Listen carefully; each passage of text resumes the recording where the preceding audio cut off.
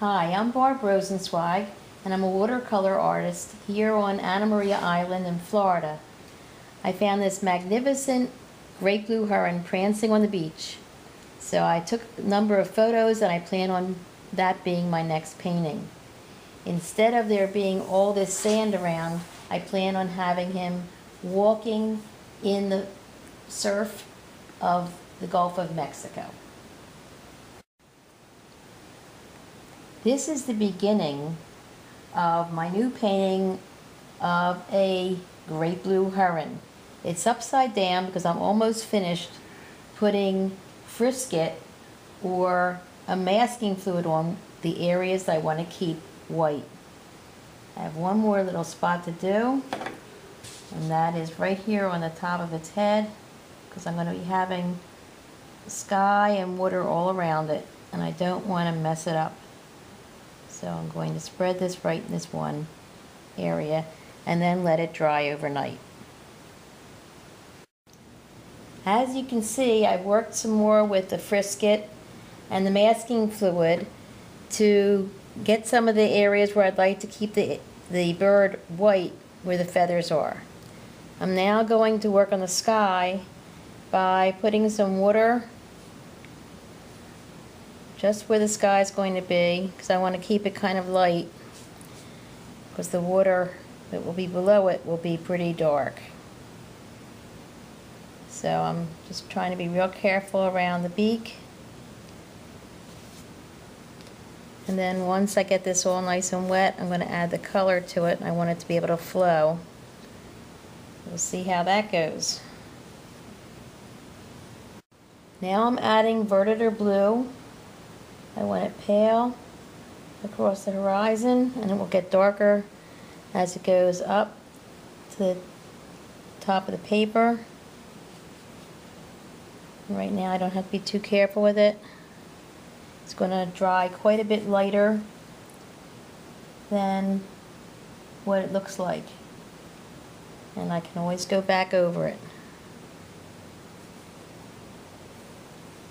I'm going to also add permanent blue into the sky.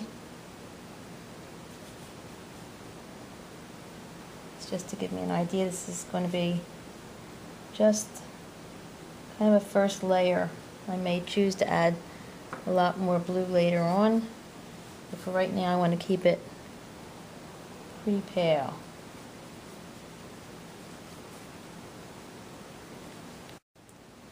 While I'm letting the sky dry, I'm going to work on the sandy beach. Just laying down some color just to get a feeling for what the sand might look like on a sunny day. I'm adding a little bit of Quin Gold. It's quinacridone gold. A little bit of burnt sienna.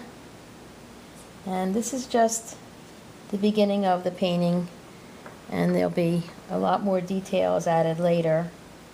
I'm going to try to get some dark color right up under the edge of what will be the foamy waves.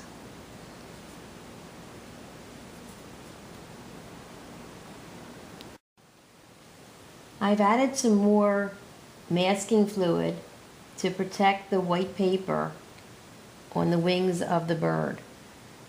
So I'm going to let that's totally dry now, and now I'm going to work on more of the water. And this is only just kind of a first draft, if you want to look at it that way. And the masking fluid looks dark, so everywhere that you see it dark with this greenish color, it's the masking fluid protecting the white. So that'll be the foam of a wave that I am adding. Now I'm putting some colors into the water just to kind of lay it in and get the kind of color I want started. Now that I've gotten much of my painting covered, although not done, I can take off the masking fluid.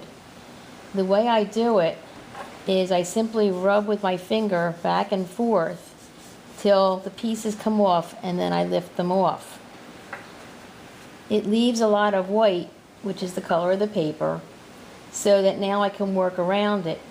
So even though it looks strange, this will all be worked on to give it the feeling of the bird's feathers as well as the foam along the beach. I also lightened the color of the feet because I wanted to give it a sense of what it looked like underwater.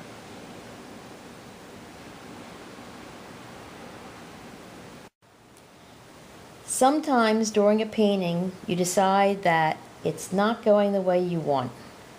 So I made a drastic change on mine because I wanted the bird to look really big and stand out. I decided to move the horizon down. So in order to lift the color, which is very difficult in watercolors, I started with just plain water and just tried to lift off as much of the color as possible, blot it, and I'll continue to do that until my entire horizon will be able to be lowered and the sky won't show that I made this drastic change. Now that I have lifted off all the dark green and blue color of the horizon, which was almost as high as the blue heron's beak, I then let it totally dry and then put in the sky again. It's still not finished, there's a long way to go, so what I'm now working on is putting in some purples and tan colors into the surf to make it just push back a little bit and give it a little bit more depth. And that's what I'm just going to put a little bit more in here. And then I'll blot it because I don't really want it too dark. Once I finish doing that, I'm going to then add more clouds to the sky and more definition in the Gulf of Mexico and make it look like it's going further back by darkening the water at the horizon. The painting of the great blue heron strutting across the beach is now finished. I've darkened the ocean at the horizon to make it go back further, and at the horizon the sky is always lighter than further up. I also changed the clouds so that they're just more fine, they're fine and not as clumpy looking, so that they don't interfere with the main character, this great blue heron.